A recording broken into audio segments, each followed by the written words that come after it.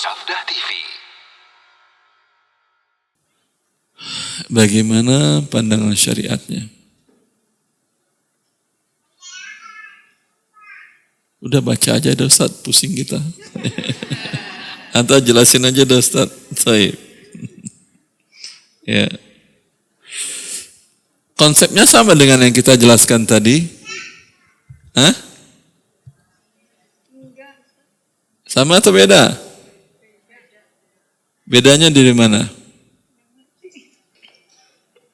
Silakan ibu-ibu, bapak-bapak. Bedanya di mana tadi? Saya sudah jelaskan.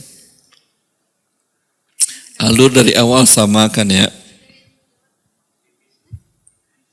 Di defisit dan surplus. Iya atau tidak ibu-ibu? Iya. Dari alur awal sama, nggak ada masalah. Ketika surplus diambil menjadi milik dia. Kalau tadi kan saya katakan enggak, saya kan udah dapat fee saya. Hak saya kan hanya fee. Ya. Dan pun ketika surplus milik Anda bersama, tapi kita kembangkan. Bukan dari awal dibagi dulu, enggak. Sehingga dana untuk yang tujuan utama yaitu menutupi risiko besar. Besar jadinya. Ya.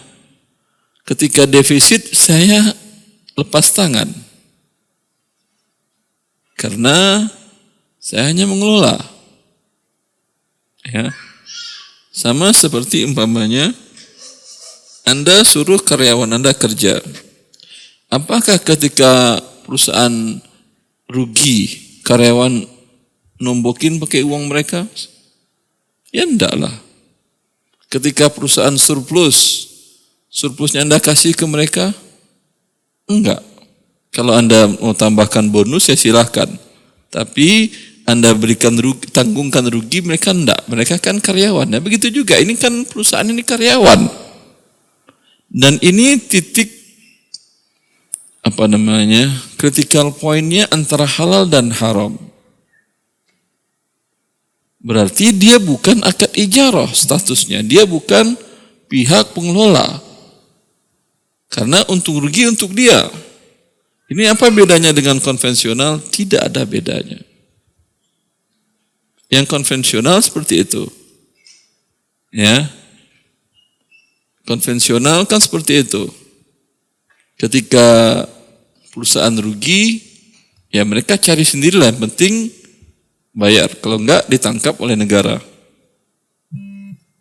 Ya. Kalau surplus kan untuk mereka. Sehingga terjadi perjudian di sini. Sehingga yang mereka inginkan surplus atau defisit? Surplus. Sehingga ketika Anda klaim akan dipersulit atau dipermudah? Karena kalau dia permudah jadi surplus. Adapun saya tadi, saya kan nggak ada keuntungan lagi buat saya. Apakah saya persulit Anda? Enggak. Bahkan ketika ada kasus saya datang ke sana langsung. Tidak perlu persulit. Dan Anda duduk manis. Yang penting rumah Anda sempurna lagi seperti awal. Jelas beda dampaknya itu? Ketika defisit mereka lari. Kalau saya ketika defisit, saya tidak bertanggung jawab lagi karena dana Anda yang mau dikelola tidak ada lagi, sudah. Sehingga ada di situ gharar. Ada gharar. Kalau di sini tidak ada gharar.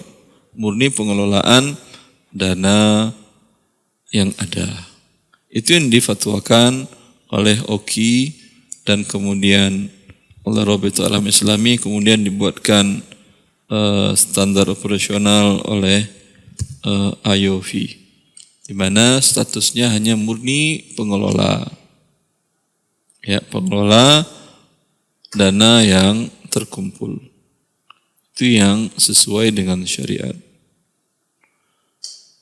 Ya, ketika saya menyampaikan ini, ada beberapa perusahaan asuransi syariah di Indonesia, mereka mengatakan, ya kami ingin ketemu Syekh Arwandi, kami udah persis kok seperti itu. Saya katakan saya tidak berani. Anda mengatakan persis. Kalau mengatakan persis, Anda harus buka semua file Anda untuk dipelajari oleh tim saya. Ya, kalau klaim sudah sama kan belum tahu. Ya. Paham Mbak Ibu? Paham? Konsep yang halal, kasus yang terjadi seperti apa, mana yang halal, mana yang haram, paham, penting. Silahkan lanjutkan bacanya Farhan.